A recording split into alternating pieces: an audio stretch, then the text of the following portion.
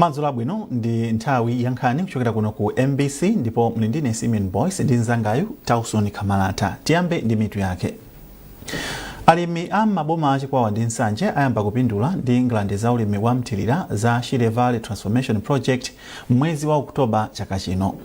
Bwalo la Magistrate ku Lilongwe layimitsa mpaka pa 1 Juni chaka chino mlandu wa nduna yakale ya zamalonda a Vitumbiko Mumba komanso a Jesse Kabwira omwe akuyankha waganizira kuti adasindikiza uthenga wabodza omwe uli nkuthekera kosokoneza bata mdziko muno. Ndipo munkhani za masewero, bungwe loyendetsa ligi yaikulu ya mpira wa miyendo mdziko muno Sulom lapepesa kampaka kulephereka kwa masewero otsegulira ligi loweruka lapitali pa bwalo la Kamuzu mu mzinda wa Blantyre.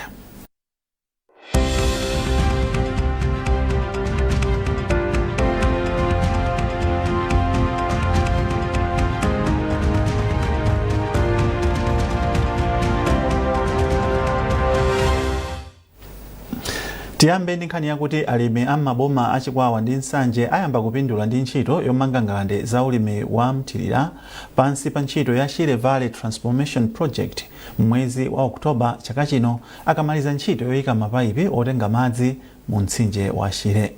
Mkulu oyang'anira ntchito iyi Alimbani Gomani ndi omwe anena izi pomwe nduna yoona za ulimi wa mthirira a Rosa Mbirizi anayendera ntchito yomanga ngalandezi. Tindi zambiri mu ripoti ili.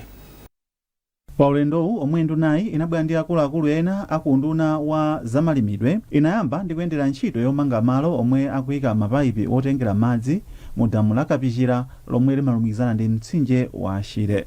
Malingana ndi mkulu yemwe yakuyang'anira ntchitoyi Alimbani Gomani, gawo loyamba la ntchito ya ulimi wa mthirira liyamba mwezi wa Oktoba chaka chino pomwe akhale atamaliza kuyika mapayipi otenga madzi ongoyembekezera. Kumene tikuyembekezera kuti ntchito zomanga potengera madzi patsopanopo timalize madzi ambo kulowa pofika mwezi wa Oktoba chaka chino.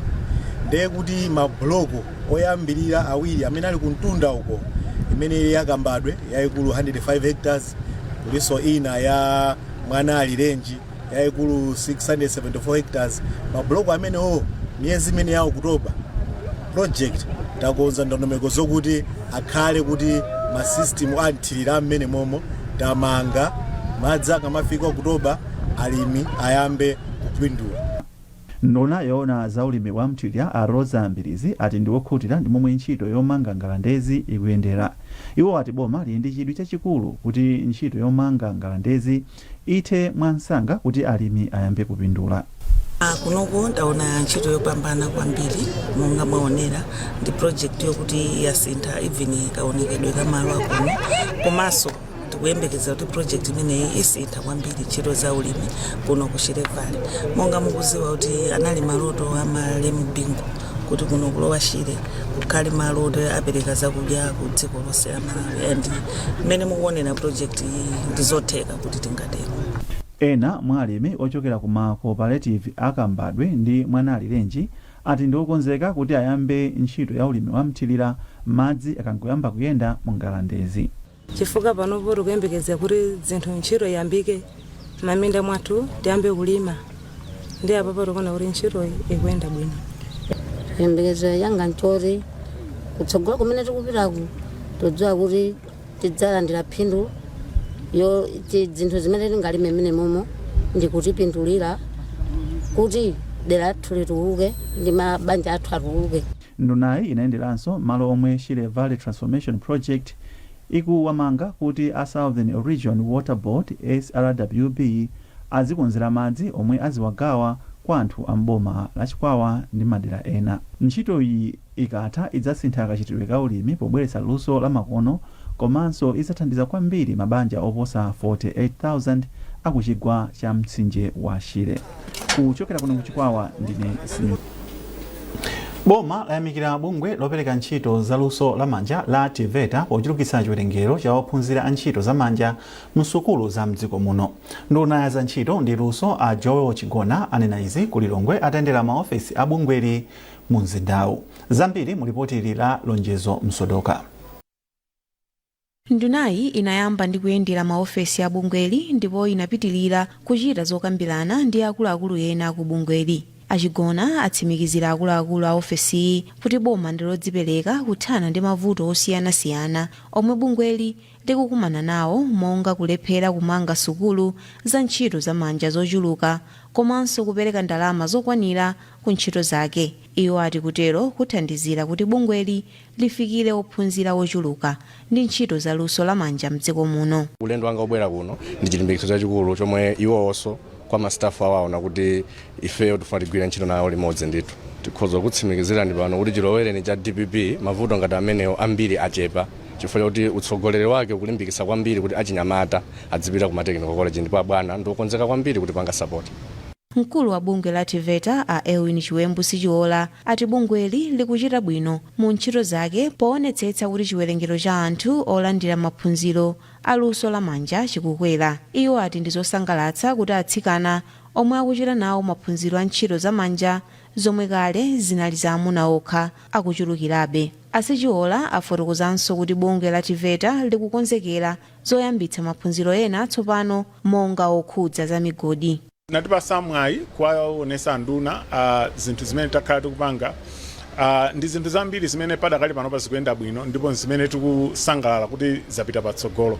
Koma monga inu mukudziwa ngakhale kuti zinthu zambiri zapita patsogolo palinso zinthu zina zotsamwitsa zimene zidakalipobe ndipo anduna tinafotokozera izi makaso kwawuza zimene ife tikupanga ngati pali pamene tifuna support yawo kapena kuti uphungu wawo tafotokozera ndipo monga mmene mwamvera kuma speech yawo atipasa uphungu ationetsera kuti ife tipange zinthu motani.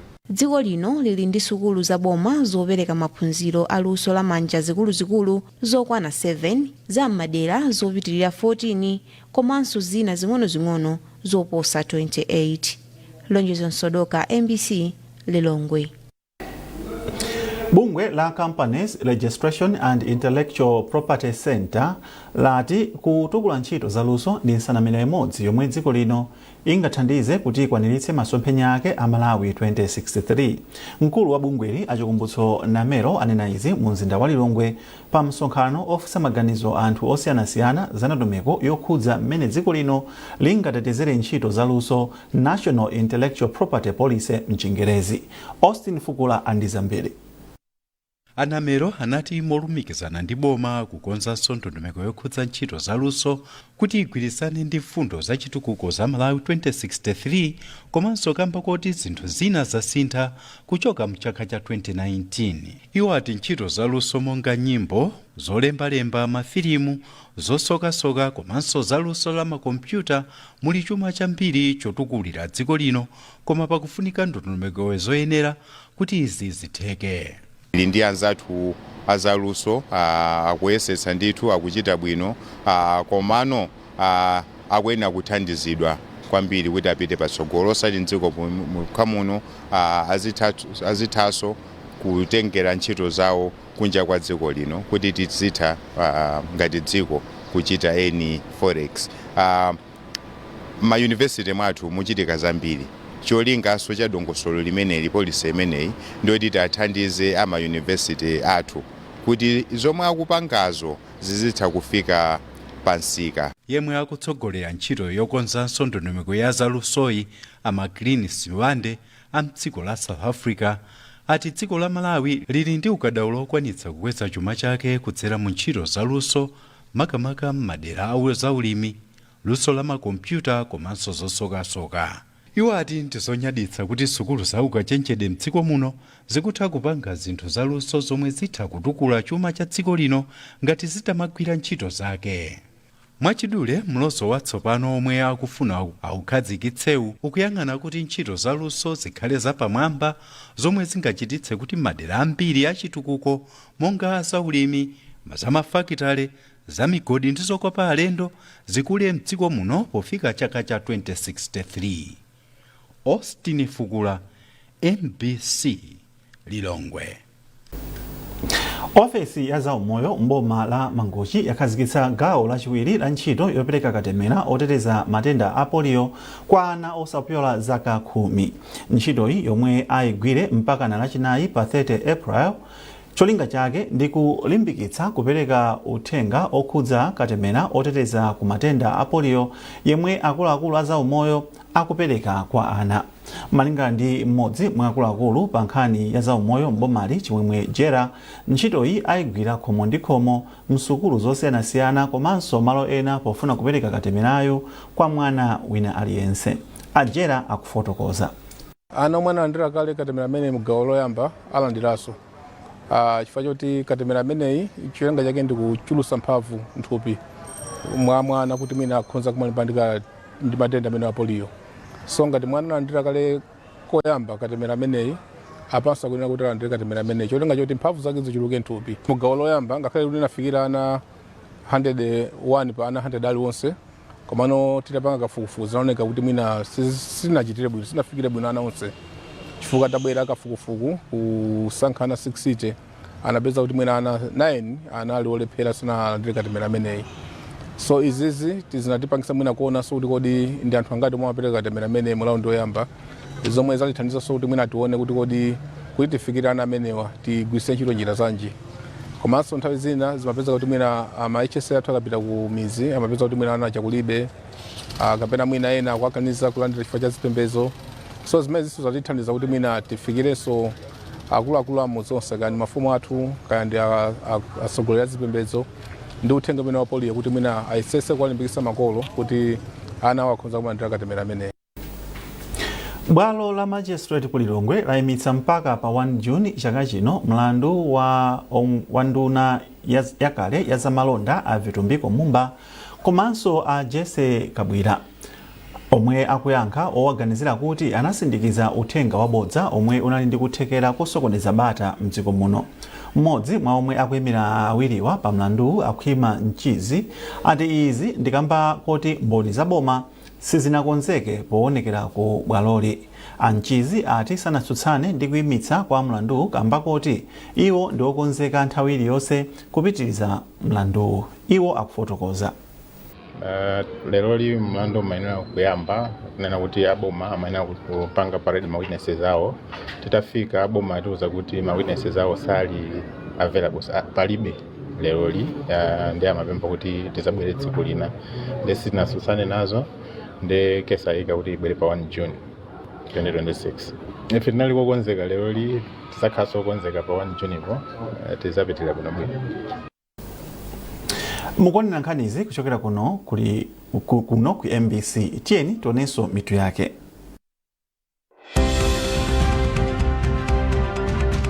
Alimi okhala ku chigwa cha mtsinje wa Shire ayamba kupindula ndi ngalande za ulimi wa mtilira za Shire Valley Transformation Project mwezi wa ku Oktoba chaka chino. Bwalo la Magistrate ku Lilongwe layimitsa mpaka pa 1 Juni chaka chino mlandu wa nduna zakale a Vitumbiko Mumba ndi a Jesse Kabwira. Ndipo bungwe la Sulom lapepesa kamba kakulephereka kwa masewera otsegulira ligi ya mdziko muno loweruka lapitali pa bwalo la Kamuzu mu mzinda wa Blantyre.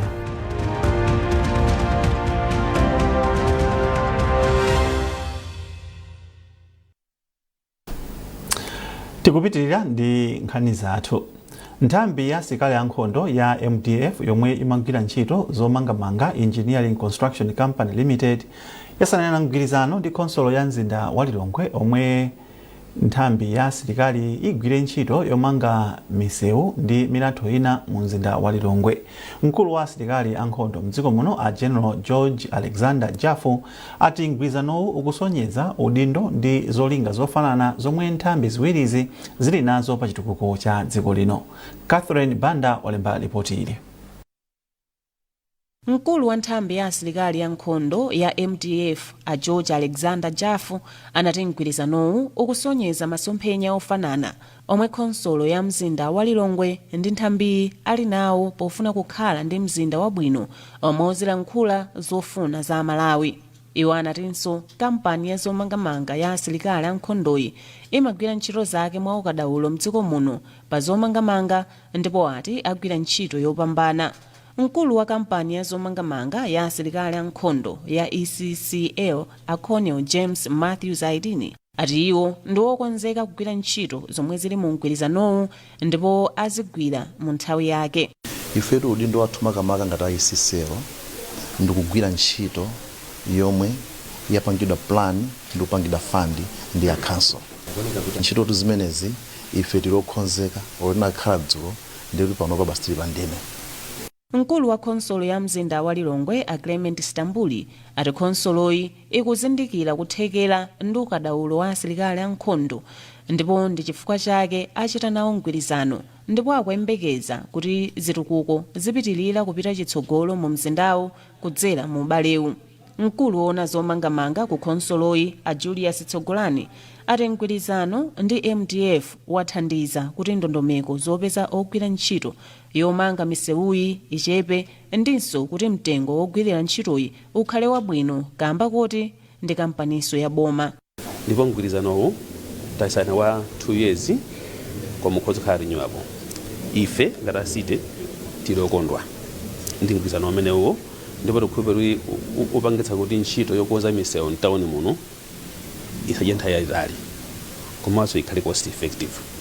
Pakadali pano nthambi ya Roads Fund Administration yatsimikiza kuti ionetsetsa kuti ndalama zopita ku ntchito za misewu zikuperekedwa mu nthawi yake kudzera ku ndondomeko ya misonkho ya kumafuta a galimoto yomwe boma inayambitsanso. Boma la bweretsanso ndondomeko la ichiamati automatic fuel pricing mechanism imene zotsatira zake nzakuti tsopano Roads Fund Administration yambaso kulandira ndalama zokwanira ndithu kuchokera kumera zimene zitithandiza kuti tikwanitse kulipira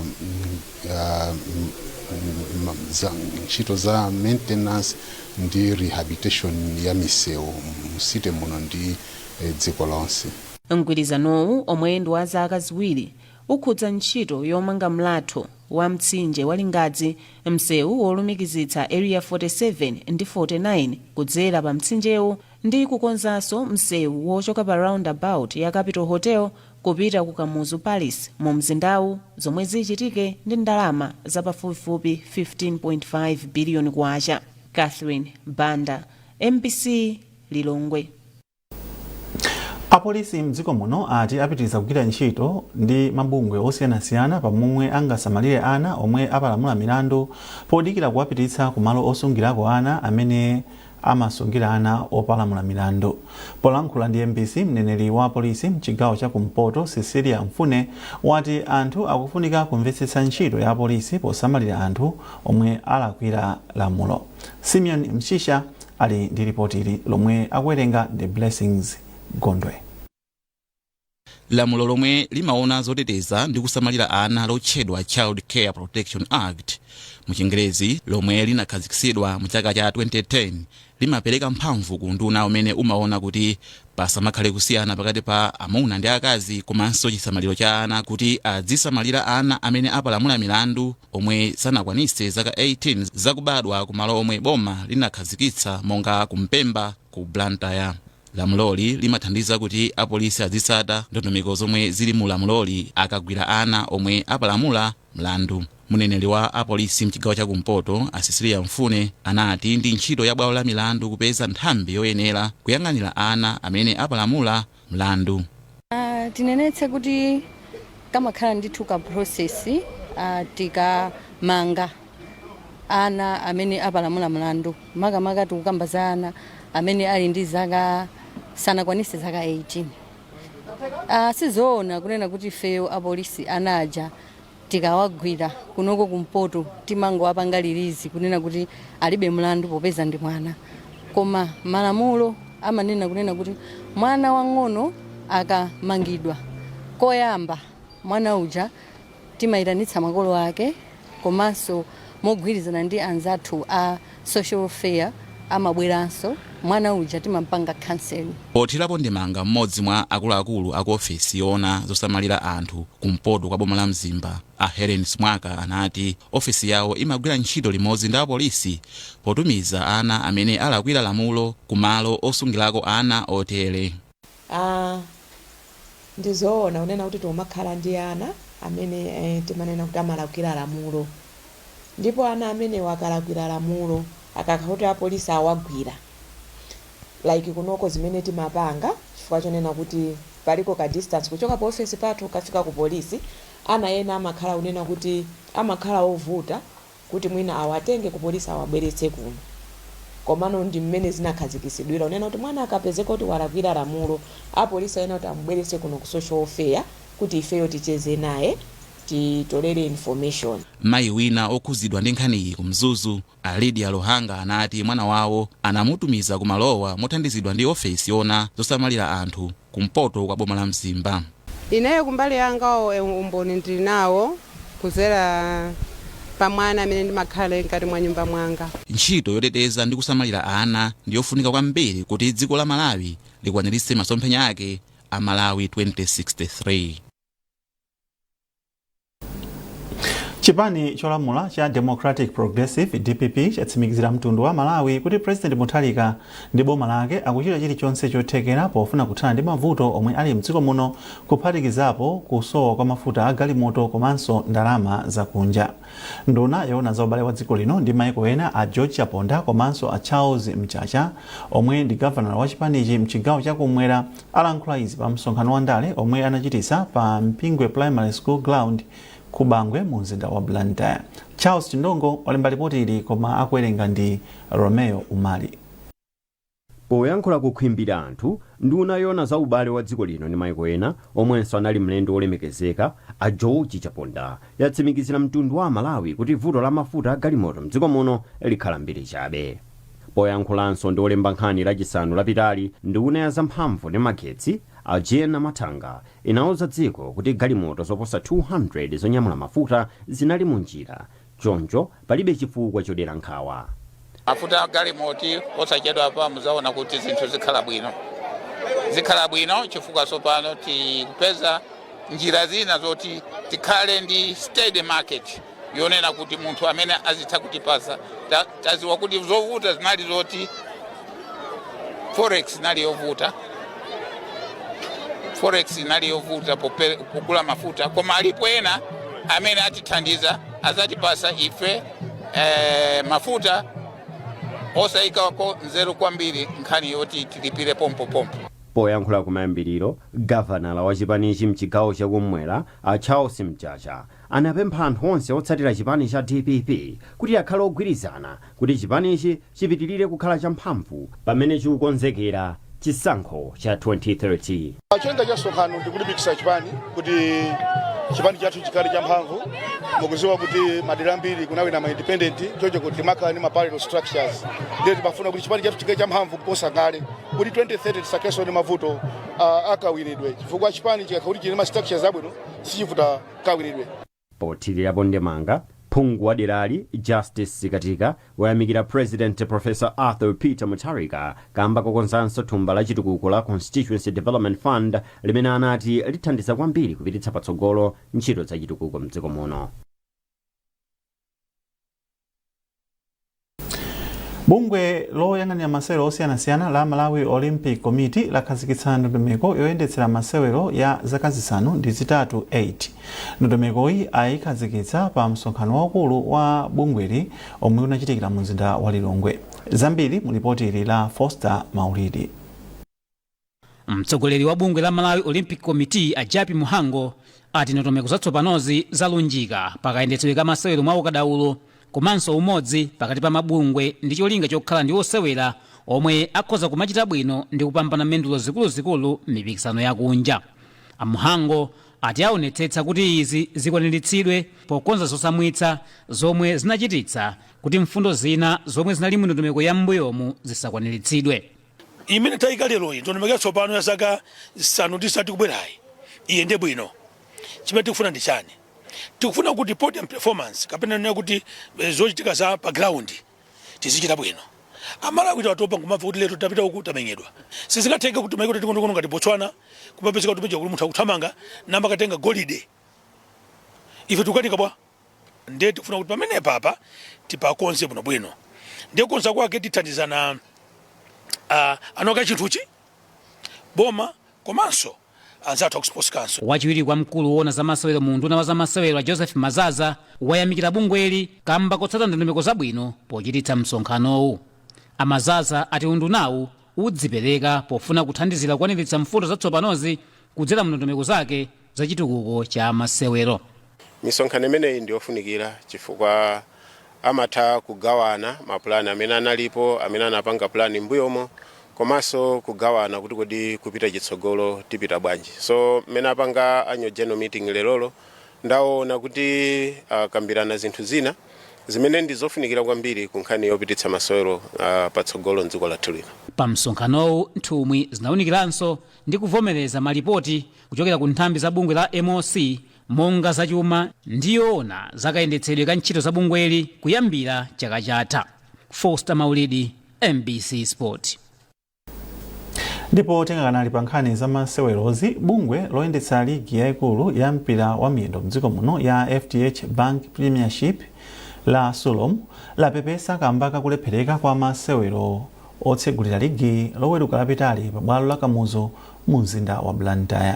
Masewerowa anali pakati pa matimu a Mighty Wanderers ndi Karonga United ndipo sanachitike kamba kakusamvana pakati pa Sulom ndi bungwe la FAM. Mukata yomwe yatulutsa Sulom yapepesa kuboma kudzera mu nduna oona za masewero komanso ku banki ya FDH matimu okhudzidwa ndi anthu onse. Katayi yafotokozanso kuti banki ya FDH si lowererapo pakayendetsedwe pa ligi komanso kusankha mabwalo ochititsira masewero. Kupepesa kwa Sulom kukutsatira kupepesanso kwa bungwe la FAM la mulungu pa nkhani yomweyi.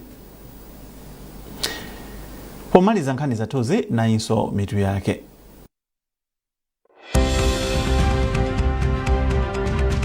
Alimi okhala ku chigwa cha mtsinje wa Shire ayamba kupindula ndi ngalande za ulimi wa mchilira za Shire Valley Transformation Project mwezi wa ku Oktoba chaka chino. Bwalo la Magistrate ku Lilongwe layimitsa mpaka pa 1 June chaka chino mlandu wa nduna zakale a Vitumbiko Mumba ndi a Jesse Kabwira. Ndipo bungwe la Sulom lapepesa kamba kakulephereka kwa masewera otsegulira ligi ya mdziko muno loweruka lapitali pa bwalo la Kamuzu mu mzinda wa Blantyre. Madzulo ano mlali ndine Simeon Boyce ndi zangayo Towson Ikamalata. Madzulo abwino.